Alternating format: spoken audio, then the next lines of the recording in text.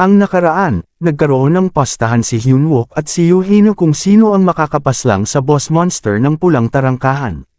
Ibibigay ni Yoo-hae na ang kahit na anong hilingin ng ating bida kung siya ang makakapaslang dito, samantala buhay naman niya ang magiging kapalit kung ang pangkat naman ni Yoo-hae na ang makakagawa. Pagpapatuloy, nakatayo na ang lahat sa harap ng pulang tarangkahan, at sila ay nakahanay na ayon sa pagkakasunod-sunod, bilang paghahanda sa matinding laban.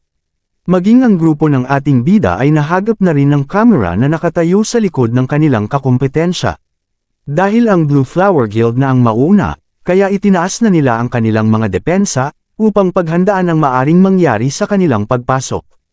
Nagbigay na ng hudyat ang kanilang leader, na dapat makaalis na sila kaagad sa entry zone, bago pa man sila mahabol ng grupo ng ating bida, kaya sinabi na niya sa lahat na sila ay magsihanda. At ang utos ay kanya nang ibinigay, at silang lahat ay nakapasok na, samantala ang mga sundalo ay nanatili lang muna, ngunit ramdam pa rin nila ang mabigat na presensya. Ang AMT team ang papasok pagkatapos ng 3 minuto, kaya lahat sila ay manatili muna. Kung saan tinanong naman ni Hyunwook ang nag-iisa nilang tanker na si An Min-tae kung ito ba ay kinakabahan, at ito ay tumugon na ito ay ayos lang. Habang papalapit na ang nakatakdang oras para sa kanilang pagpasok, ay unti-unti na rin silang lumalapit sa gate, sa pamumuno ng ating bida, kung saan ay sinasabi niya sa lahat, na mag-focus lang sila, at gagawin kung ano ang kanilang ginawa sa kanilang pagsasanay, at kontrolin lang ang kanilang mga hininga. Ang itinakdang oras ay dumating na, kaya ang hudyat ng pagpasok ay kanya nang ibinigay, kaya itinaas na ni An Min-tae ang kanyang depensa. At sila ay pumasok na, nang hindi na iniisip ang kanilang nararamdaman na kaba. Halata naman dahil ating makikita na si An Min-tae ay napapikit pa ng kanyang mga mata. At sa kanyang pagdilat ay bumungad sa kanya ang mga eksenang nakakagulat, dahil makikita sa kanyang mata ang labis na pangangamba. Kaya naman pala, nakakakilabot naman talaga ang kanyang unang nakita, kung saan ang leader ng pangkat na sinundan nila, ay nagwawala at pinagpapaslang ang sarili nitong kasama. Dahil sa pagkabigla na may halong kaba, ay sisigaw na sana siya, mabuti na lang at natakpan ng ating bida ang kanyang bunganga. Ito na ang naging kaganapan sa loob ng tarangkahan, na ang kaninang mga mayayabang at puno ng tapang, ngayon ay nagpapatayan na parabang sila ay nawala na sa kanilang katinuan. Ang malala pa, ay ang kanilang leader pa ang naunang nawala, kaya ang mga natitira ay natataranta, hindi na alam kung ano na ang gagawin nila, dahil wala nang may gumagabay sa kanila. Maging ang kanina na puno ng kumpiyansa, at kinukutsa pa ang grupo ng ating bida, ngayon ay para na lang isang daga na naapakan sa mukha, at ang kanyang tapang na ipinakita kanina, ay kanya na munang ibinulsa, dahil ang kanyang katawan ay nanginginig na. Masasabi talaga na ang gate na ito ay kasumpa-sumpa, dahil kahit wala pa silang nakikitang mga halimaw, sila ay nauubos na, buhat ng brutal nilang pinagpapaslang ang isa't isa, kahit pa sila ay magkakasama. Si Hyunwook ay nagbigay na ng signal sa kanyang mga kasama na manatili muna, at naghihintay lang siya ng tamang pagkakataon, upang umaksyon. At ang direksyon kung saan sila pupunta ay itinuro na niya, hudyat upang sila ay kumilos na. Habang ang iba ay abala sa pakikipaglaban sa isa't isa, ang grupo ng ating bida ay palihim lang na umalis sa kinatatayuan nila, upang makaiwas sa iba, at hindi na maisama sa eksena. Nahinto naman sila sa paglalakad nang may naramdaman silang kakaiba, sa lugar na kanilang napuntahan. Sa kanilang harapan, ay kanilang namataan ang higanteng kalansay na kalaban, at sila ay tinitigan kaya silang lahat ay bahagyang natigilan. Ramdam ang kanilang presensya, ang kalansay ay nagalit na, kaya kaagad na silang tinitigan ng may pagbabanta.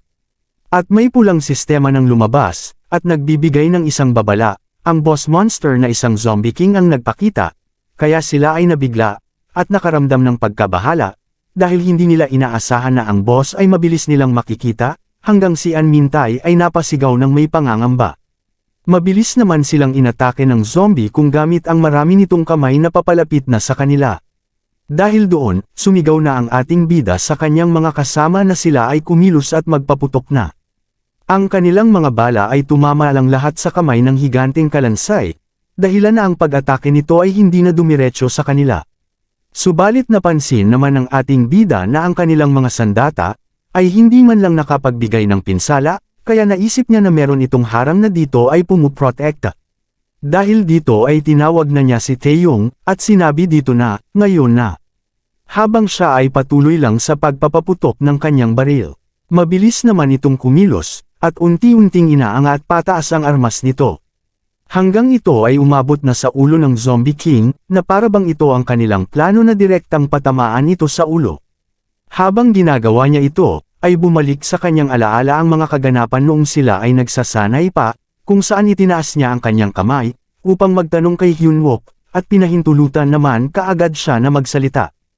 Ayon sa kanya, alam naman niya na ang mga makabagong armas, ay hindi makapagbigay ng malalaking pinsala sa mga halimaw, at wala rin silang mapinsalang kakayahan tulad ng mga may matataas na ranggo na manlalaro. Ang kanila bang ginagawang pagsasanay ay sapat bang epektibo sa mga katulad nito?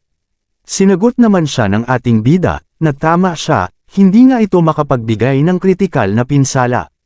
Paliwanag pa ni Hyunwook, na kahit gagamit pa siya ng banal na bala sa kanyang armas, ito ay magkakaroon lang ng kapangyarihan na maihahambing sa bala na guma, laban sa mga dungeon na may matataas na antas. Ngunit ang dahilan kung bakit sila gagamit ng mga baril sa raid na ito, ay dahil sa ingay na ipinapalabas nito. Kaya nagtaka naman sila kung ano ang kinalaman ng ingay nito sa gagawin nilang raid. Ipinaliwanag naman ni Hyunwook sa kanila na, karaniwan, ang mga zombie ay may mahihinang pandama, ngunit may malakas naman silang pandinig. Kaya habang hindi sila makapagbigay ng malubhang pinsala gamit ang kanilang mga baril, ay magagawa naman nilang lituhin ang mga pandinig nito, kung saan silang lahat ay napanganga na lang sa mga impormasyon na kanilang nalaman. Dagdag pa ni Hyunwook, na kung magagawa nilang lituhin ang mga zombies gamit ang ingay ng kanilang baril, ay hindi na nitong magagawa na makilala sila. Muli na naman siyang nagtanong, na paano kung ang mga zombies sa dungeon na kakaharapin nila ngayon ay mayroong pang ibang pandama na gumagana pa. Ang sagot naman ni Hyunwook ay, sa ganyang sitwasyon, ang kanilang tsansa na magtagumpay sa raid ay maliit lamang. Karamihan sa mga squad member ay magiging zombie na rin, at ito ay magdudulot ng pagsisimula ng pagpapatayan nila sa isa't isa. Matapos niyang maalala ang mga impormasyong kanyang nalaman mula sa ating bida, ay nakatutok na ang kanyang baril sa tainga na boss monster. Nang wala ng pag-aatubili, ay kanya na itong pinaputukan ng kanyang baril na may kasamang panggigigil. At ang kanyang mga bala ay tumama naman sa parteng malapit sa tainga ng Zombie King, kaya bahagya naman itong natigilan. Maya-maya lang ay, pilit na nitong hinaharang ang mga bala na tumatama malapit sa kanyang tainga. Hindi pa dito nagtatapos ang pag-atake na kanilang ginagawa, at hinagisan panila ito ng 2 granada. Pagkalapag naman ito sa lupa, ay lumiwanag ang naka-enchant ditong mahika, bilang tanda na hindi ito basta-basta lang na granada. Hindi nagtagal, ay sumabog na ito sa paanan ng Zombie King, at nagdulot ito ng nagbabagang liwanag, na may kasamang malakas na pressure. Kahit hindi naman ito sapat, upang makapagbigay ng matinding pinsala, ay nakaramdam naman ito ng bahagyang pagkabahala. Sa malakas na pressure at mainit na apoy na epekto ng granada, ay nahihirapan naman sa pagharang dito si An Mintai, para protektahan ang lahat ng kanyang kasama. Maging ang Zombie King ay nakaramdam na rin ng pangangamba, kaya mabilis na itong umalis sa kinatatayuan nito, upang makalayo sa pangkat ng ating bida. Kaya nagulat naman sila, dahil bigla na lang ito nawala sa kanilang harapan, na parang naging maitim na usok na lang. At ang maitim na usok ay lumipat naman sa kanilang bandang likuran, dahilan upang ito ay kanilang tinitigan. Maya-maya, ay muli na itong nagpakita na may kasama ng mga sabik sa laman ng mga tauhan, at ang mga ito ay ang mga namatay na mga miyembro ng Blue Flower Guild. Mabilis na itong nagsidagsaan na tila bang nag-uunahan sa pagkain na nasa kanilang harapan. Sa dami ng mga ito na papalapit sa kanila, ay nanatili pa rin silang 3 matatag na nakatayo, na hindi iniisip ang tumakbo. Kaagad naman silang sinabihan ni Hyunwook, na bilisan at mag-reload na sila ng kanilang mga bala, kung saan ay dali-dali naman nila itong ginawa. Pagkatapos ay nilagyan na ng mana ng ating bida, ang kanilang mga baril at ito ay kinuha, gamit ng kanyang kasanayan na metal control. Kasama ng kanyang sariling baril, ay itinutok na niya ito sa direksyon ng mga uhaw na mga zombie. Seryoso na niyang tinitigan ang mga kalaban, upang ipakita ang kanyang katatagan, sa kabila ng hindi mabilang na mga zombie ang nasa kanyang harapan. Pagkatapos ay kanya nang kinalabot ang mga gatilyo, upang ipakain sa mga ito ang mga bala nito. Kung saan tumama naman lahat ng mga bala sa kalaban, ngunit para bang wala itong naging epekto, dahil nakakatayo pa rin ang mga ito, at patuloy pa rin sa pagtakbo. Batid naman na ni Hyunwook na ganito talaga ang mangyayari, kaya inilihis niya ang kanyang mga baril papalayo sa kanila. Matagumpay naman siyang ilihis ang atensyon ng mga zombies, dahil ang sinundan ng mga ito ay ang ingay na nagmumula sa kanyang mga baril. Habang sila ay iniiwasan ng kanilang mga kalaban, ay mayroon namang namataan ang isa niyang kasamahan, na isang bagay na kumikinang sa katawan ng isa sa mga zombie, na sa kanila ay dumaan. Kaya napasabi na lang siya sa kanyang isipan na ang bagay na kanyang nakita ay isang rare grade item. Si Kim Hyung-jin, isang E-class, na may katangian na isang magnanakaw, ang nakapansin ng mataas na uri ng item. At sa bandang unahan, ay may sumabog na naman, kaya ang mga zombie ay doon na naman nag-uunahan, na parang nagpa-fun run lang, nakapila habang nagtatakbuhan. Pagkatapos marating ang lugar na pinagsabugan, ay may isa na namang inihanda sa unahan na may medyo kalayuan na ang ating bida. Kung saan ramdam naman ng Zombie King ang pagsabog nito, kaya ang kanyang atensyon ay tuluyan ng nabaling dito. Kaya ang zombie ay sumigaw na rin ng malakas, at nagpakawala ng isang malakas na enerhiya, papunta sa direksyon ng pinagsabugan, at unti-unti na namang nagiging maitim na usok. Hanggang sa ito ay tuluyan na ring nawala, kasama ng mga alipores nito. At sila ay naiwan na lang sa lugar na nakatayo, habang nakatingin sa malayo. Sa pagkawala ng mga halimaw ay nakaramdam na rin sila ng bahagyang ginhawa, dahil labis din ang pagod at pagkabahala ang kanilang iniinda. Sa ngayon ay ligtas na sila pansamantala, at saglit na makapagpahinga. Nagtataka naman si Hyunwook dahil kahit nagawa nilang lumaban ayon sa kanilang pinagplanuhan, ay may nararamdaman pa rin siyang kakaiba. Ang mga zombies ay hindi gaano karami, hindi tulad ng kanyang inaasahan, at higit sa lahat bakit ang pangalan ng boss monster ay sira sa information window. Matapos niyang mag-isip, ay pinaalalahanan naman niya ang kanyang mga kasama, na ang gate ay hindi pa nawawala, kaya dapat na mananatili pa rin silang nakafocus, at sumang-ayon naman ang lahat. Dahil hindi talaga mapakali ang ating bida, ay kaagad na niyang sinabihan ang kanyang mga kasama na kailangan na nilang umalis ng mabilis sa lugar na ito, habang may isang nilalang naman na nakatayo, sa mataas na bahagi mula sa malayo. Ang nilalang na ito ay katulad din nila na isang tao, na hindi pa matukoy ang tunay na pagkakilanlan nito, at sa katawan nito ay may isang malaking ahas na nakapulapat dito. Nakangiti naman siyang nakatitig sa grupo ni Hyunwook, at pinagmamasdan ang bawat galaw ng mga ito.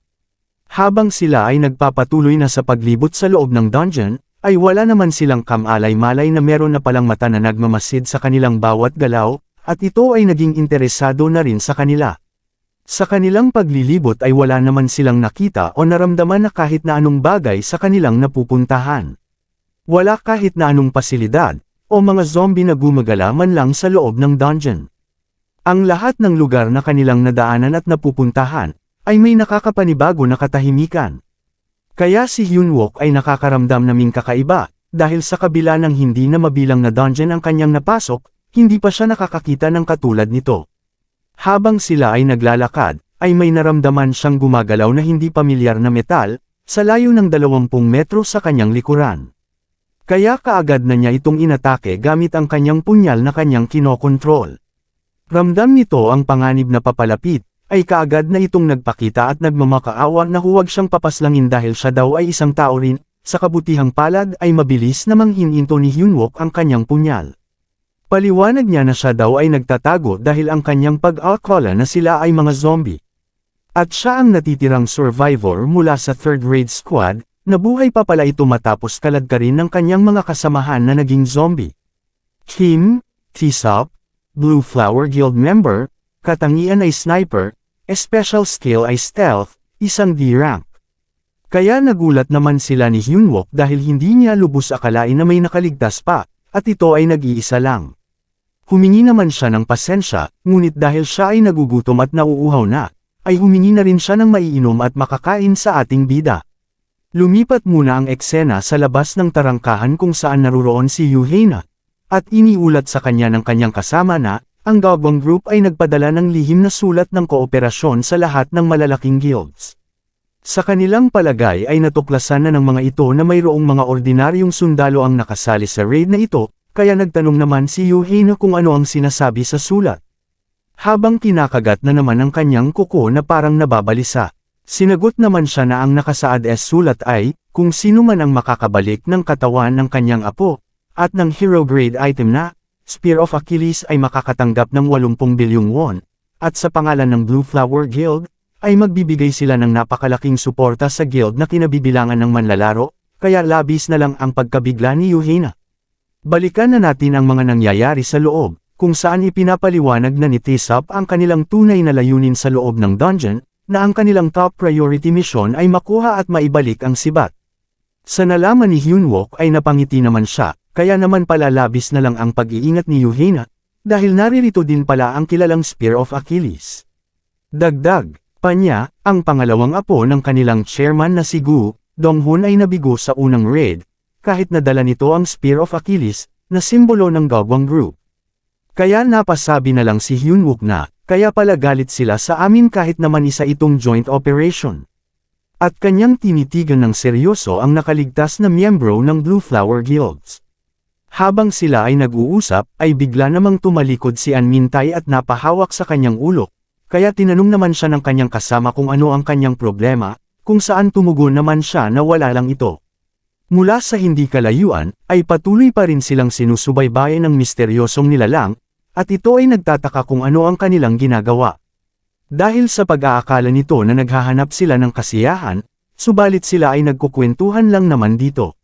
Sa kanyang pagkabagot ay nagpalabas na siya ng maraming mga halimaw sa kanyang likuran, layunin na bigyan sila Hyunwook ng mapaglibangan. Mabilis namang naramdaman ni Hyunwook ang kakaibang paggalaw ng mga metal ng biglaan. At ang bilang nito ay patuloy lang sa pagtaas, hanggang sa ito ay umabot na sa 120. Hindi pa dito nagtatapos ang bilang ng mga lumalabas na halimaw hanggang sa ito ay dumagsa na at hindi na mabilang. Ito ang isa sa mga kakayahan ng misteryosong nilalang na bigla na lang nagparamdam sa loob ng tarangkahan. Kaya ito ay natutuwa sa kanyang inihanda na surpresa para sa pangkat ng ating bida.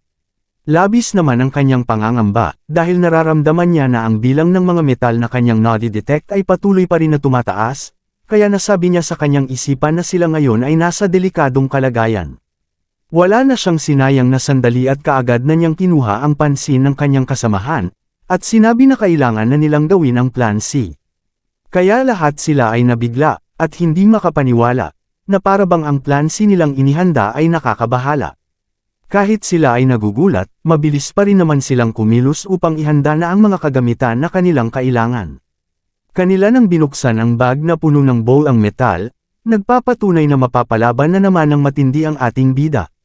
Maging ang potion ay kanila na ring binuksan, upang panatilihin ang kanilang kalakasan at kalusugan.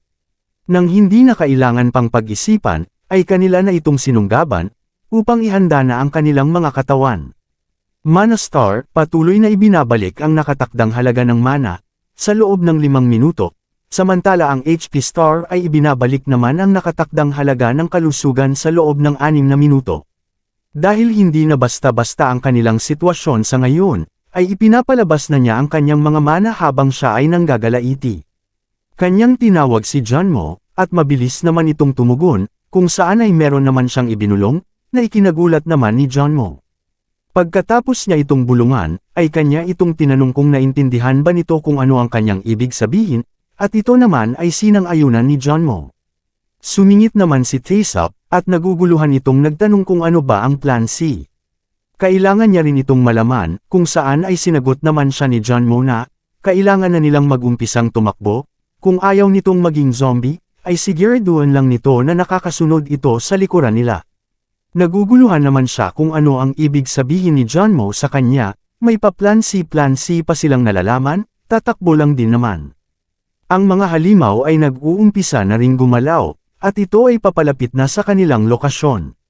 Kaya labis na lang ang kanyang pangangamba, nang naramdaman na niya ang presensya ng mga halimaw na papalapit na sa kanila. Ang paboritong sandata ng ating bida ay umaangat na, hudyat na ang isang matinding sagupaan ay magaganap na. At handa na rin si Hyunwook na salubungin ang kanyang mga panauhin. Upang bigyan ito ng mga bowl ang metal na makakain. Kanya nang sinigawan ng kanyang mga kasamahan, na dapat na nilang simulan ang takbuhan, at hayaan na siyang maiwan, dahil ang mga ito ay kanyang pipigilan. Ano na naman kaya ang pinaplano ng ating bida, sa pagharap niya ng mag-isa sa mga hindi mabilang na halimaw? At kung sino na naman ang misteryosong nilalang na nagpapahirap pa ng husto sa kalagayan ng pulang tarangkahan? Sabay-sabay nating aalamin ang lahat ng iyan, sa mga susunod na kaganapan. Maraming salamat mga boss, sa susunod muli.